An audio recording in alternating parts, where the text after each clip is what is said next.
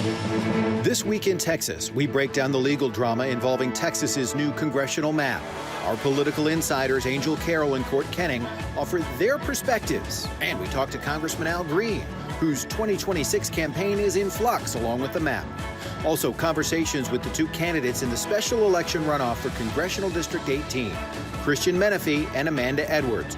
Both are running to fill the unexpired term of the late Sylvester Turner in a district without representation for the last 9 months. This week in Texas. And hello again, I'm Tom Abrams. Thanks so much for being with us. This week in Texas, we begin with the court ruling that put on hold Texas's new congressional map. It did not last long. Late Friday, the U.S. Supreme Court temporarily blocked that ruling from a lower court, which contended the state redrew congressional boundaries this summer using race, which is illegal. The High Court has not determined which map will be used in next year's election. The new one, which could add 5 Republican-leaning districts, or the old one, passed in 2021. Constitutional law expert Josh Blackman says what happened Friday was the first of 4 options the High Court could take. He explains the others and what could come next. All right, so option number 1 is that it goes to Justice Alito. Justice Alito is what's called the circuit justice for Texas, and he can issue what's called an administrative stay. That's to put this on hold for a short period of time, even a day or 2 days or 3 days or a week, until the full court can consider it. Option number 2 is that they don't give an administrative stay, and then right away we have to scramble and figure out these new maps, or actually the old maps that are now back in effect. Option number 3 is that the full court can grant what's called a stay, not a temporary stay, but a full stay, and that will remain in effect for at least a year or so to allow the election to go forward. I guess option 4 is the court does nothing and doesn't grant a stay, in which case we now have to run the elections based on the prior maps. Now, that litigation throws a wrench into candidates who are running for office. The filing period opened November 8th and it closes December 8th. One of those candidates most impacted by the ruling and what the Supreme Court chooses to do or not do is Congressman Al Green. He currently represents the 9th congressional district, but has filed to run in the 18th because of the new map. We spoke to him minutes after that ruling on Tuesday.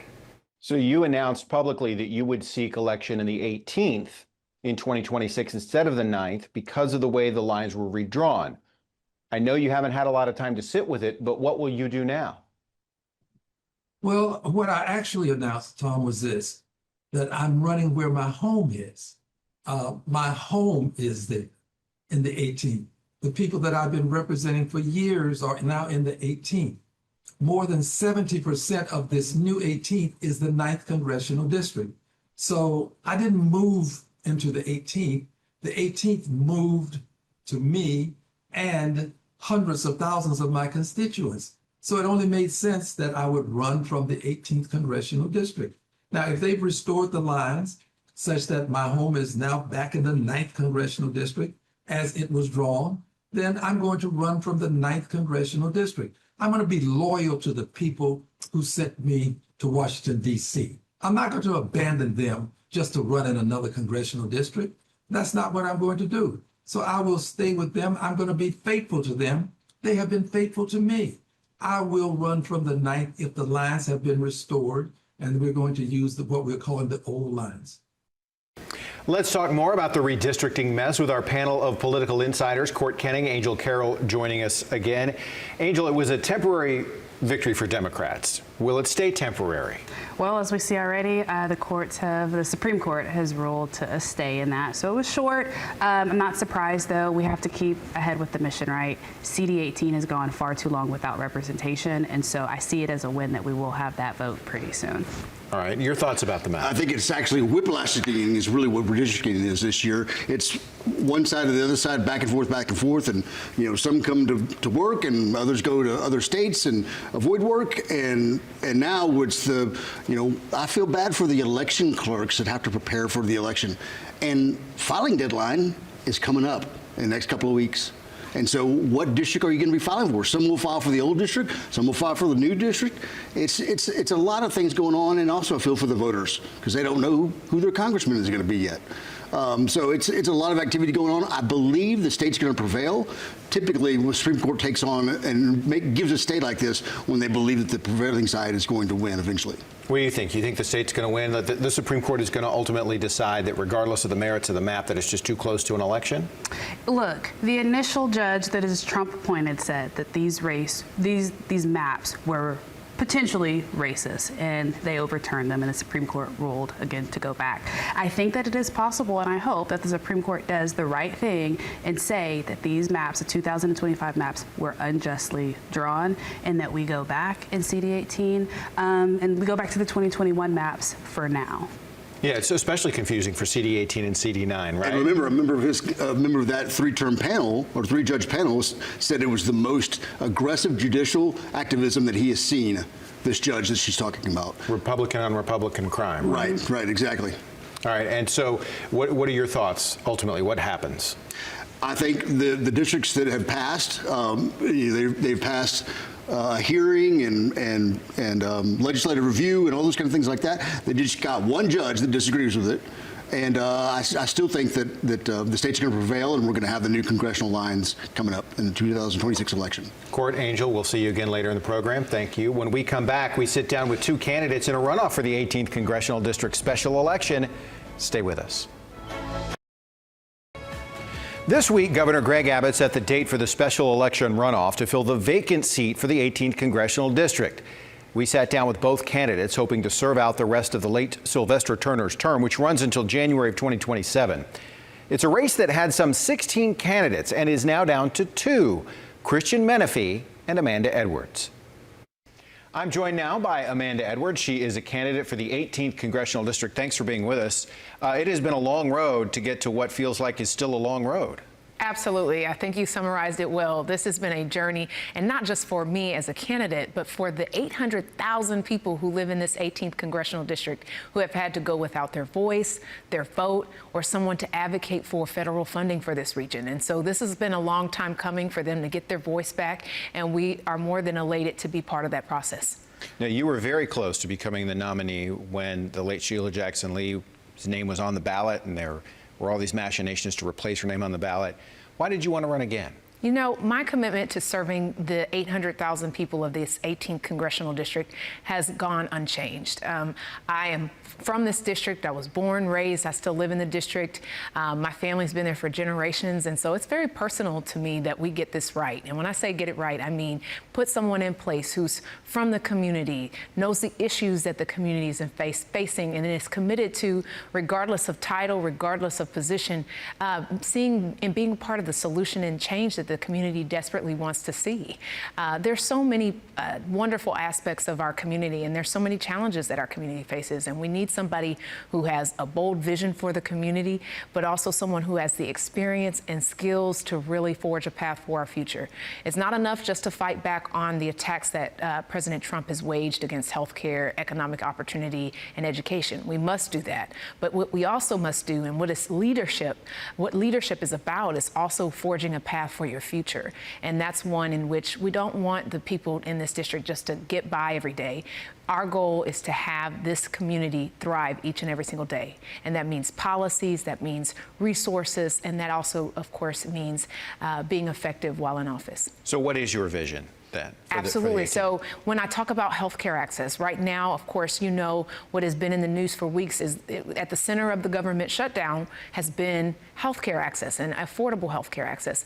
It's very personal to me that we take that issue very seriously. When I was 10 years old, my father was diagnosed with something called multiple myeloma, and it took his life when I was a teenager. But it really helped to form my perspective about the serious nature of things like healthcare access. I remember asking my father questions like, what would happen if his insurance, what if it said no to some of the life-saving treatments that my father needed at the time? And he would just say to me, well, we would just have to figure something else out. And I knew then, just like I know today, that that actually was the wrong answer, and that the right answer should have been that we had systems in place that help save lives rather than just leave folks to their own devices.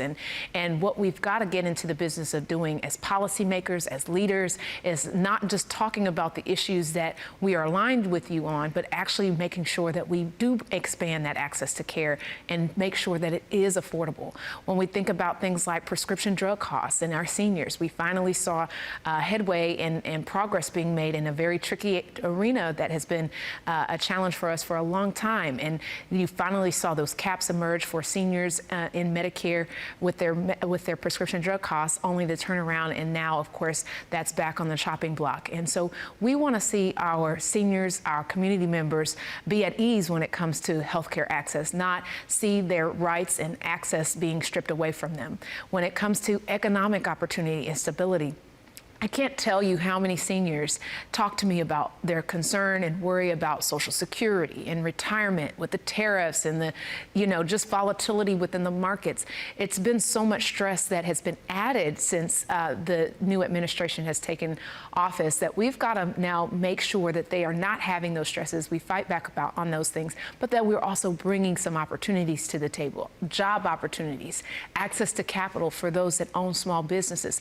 These are things that we should be proactively pursuing so that people in our district can have the opportunity to thrive. And then finally, when we talk about things like education, typically you don't talk about education from the federal lens, so to speak, but in Houston and in our community in particular, we are facing a very unique challenge where we're seeing the funding of our public schools being stripped away on the state level, and we're seeing the same happening at the federal level with the dismantling of the Department of Education, getting rid of Title I funding, Pell Grants, things of that sort. That really undermines the ability for our people, no matter what their wealth gap might be, where their socioeconomic status is, to really have education serve as a gateway to the future where they can reach their full potential. So you started with health care, and that certainly was the sticking point that was the precipitous for the longest government shutdown in U.S. history. Mm-hmm.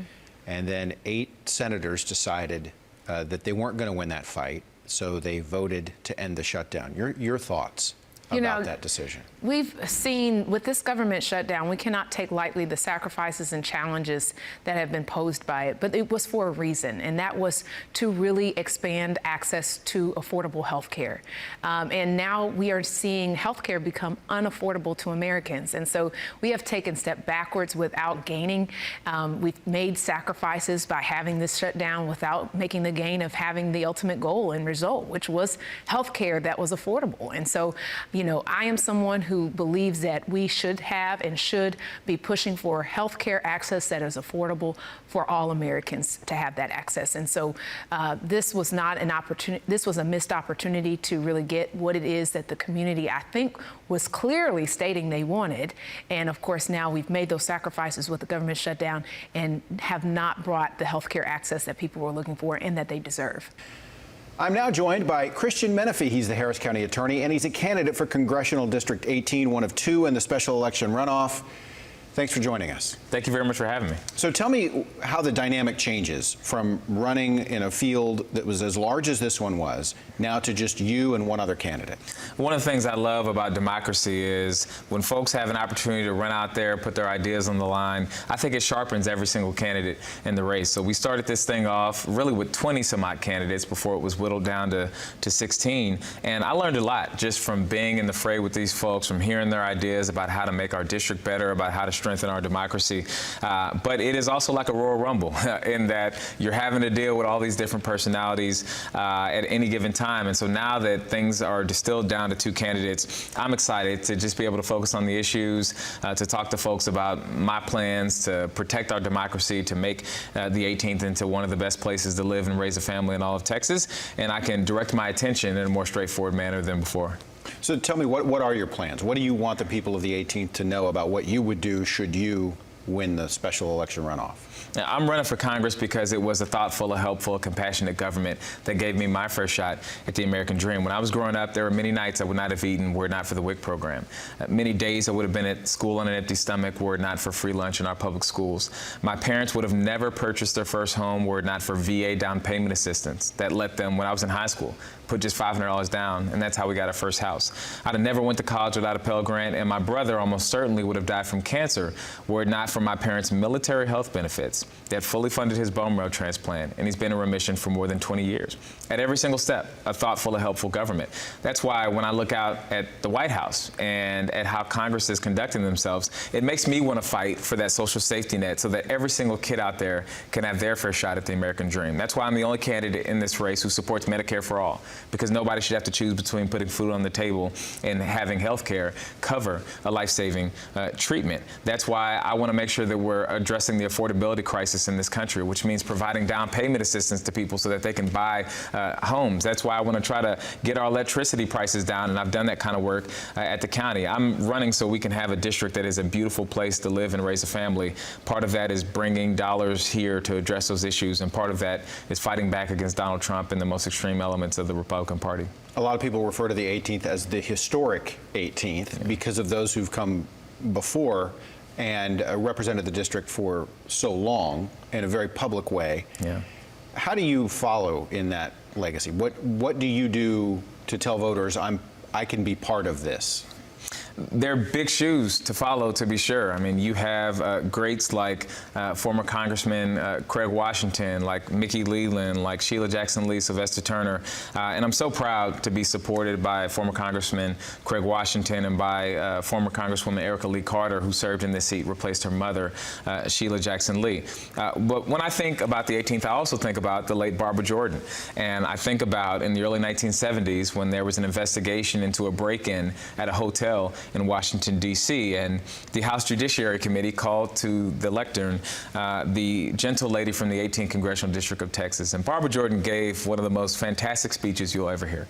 But one of the things she said was, "I will not sit idly by to the subversion, to the diminution, to the destruction of our Constitution." You fast forward, and that speech led to the toppling of a corrupt presidency. Richard Nixon, of course, resigned from office because of the Watergate scandal.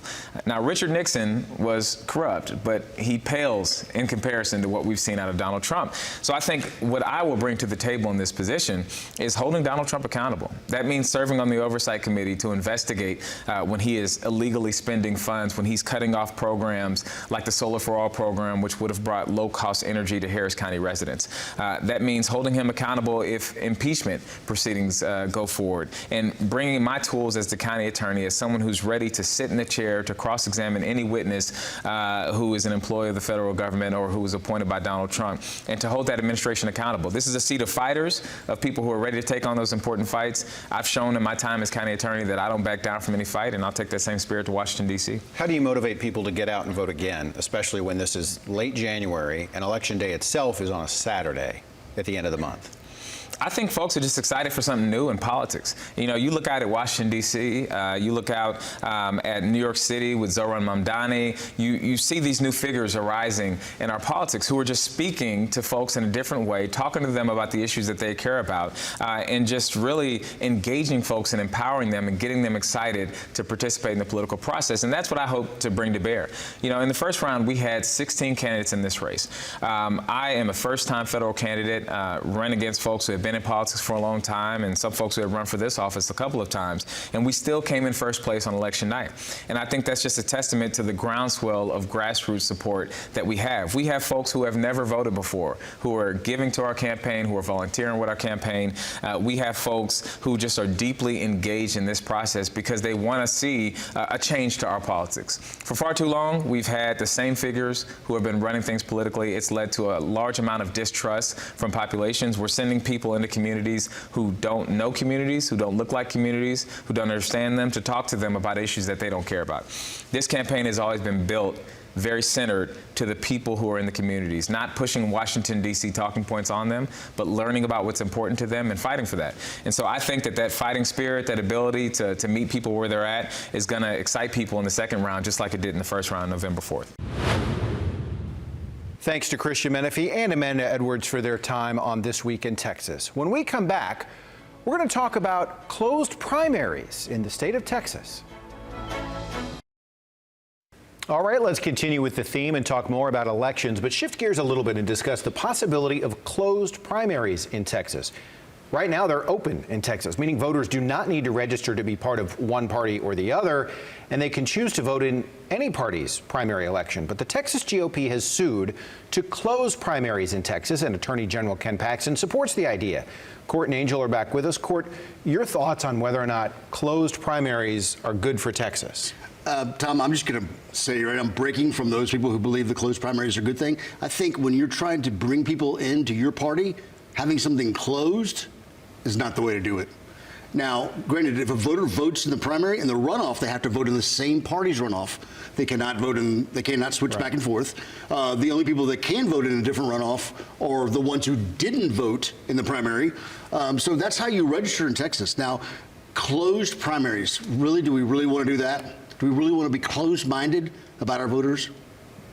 Your thoughts? I think that Ken Paxton wants to be closed-minded when it comes to his voters. Look, not everyone votes Republican, Democrat, straight ticket. I get the primaries is, with one specific party, but I think that they should remain open. People's values change, issues that's going on each cycle change, and I think everyone should have the right to pick what primary they want to pick and not have to register with any particular party. Yeah, I guess the concern among those in the GOP who would like to see this is that you have a lot of Democrats crossing over and voting a certain way to influence the election. But that's ultimately what elections are, right? I mean, people can vote for whoever they want. Well, if you remember, there was a lot of talk about that's what was going on during the Obama-Hillary Clinton primary, that was happening. They were switching back and forth between those two candidates in their own primary. Now, to have enough Democrats come over to the Republican Party, or vice versa, frankly, for that matter, and make a difference takes a lot. And we'd know about it, and we'd publicize it. Agreed. Look, people do it every cycle, right? I'm going to vote in the Republican primary because I want this Republican to go against my preferred Democratic candidate. It doesn't do much on the long end, so I say keep them open. All right. Thanks both for your perspective on that. When we come back, one final segment where we talk about water. Is Texas on the verge of a water crisis? And if so, have voters done enough about it? We'll be right back. Welcome back. Texas is on the verge of a water crisis. In hopes of averting it, voters passed a referendum to use sales tax money to fund a Texas water fund that would set aside billions to improve the state's water infrastructure. Will it work? Court and Angel back to discuss this issue. Angel, we'll start with you. What do we do about water? Have we done enough? Look, I think we're getting there, but there's still a lot of work to do. Just last year, Sid Miller said we're not on the verge of a water crisis, we're in a water crisis. And so the constitutional proposition that we passed, that helps. The sales tax piece, it helps, but we have to keep investing in our infrastructure. Water is life, and I'm really worried about what that means long term with the continued growth that we're seeing in the state of Texas. And Court, we're seeing cities every year have an issue with running out of water. Yeah, I mean, the governor's called the mayor here and talked about that issue and selling water back. And it used to be the old days, you'd move where the natural resources were. Then now we're moving natural resources where the people are. And it's caused a crisis, no doubt about it. And thankfully, the state's dealing with this before it becomes front page news. And it's still in the news. So I'm proud of them for doing that. It takes a lot of leadership to do what they're doing, and I'm glad we're doing it. So one of the criticisms of that proposition was that the money could be diverted elsewhere. Do we see this being one of those issues when you only care about it when it's right in your face, and then you have a year where maybe it's not as pressing an issue because we've had a lot of rain, and all of a sudden they take some of that money and put it elsewhere? Kind of like a rainy day fund? Yeah, exactly. Right. Exactly the opposite of a rainy day fund.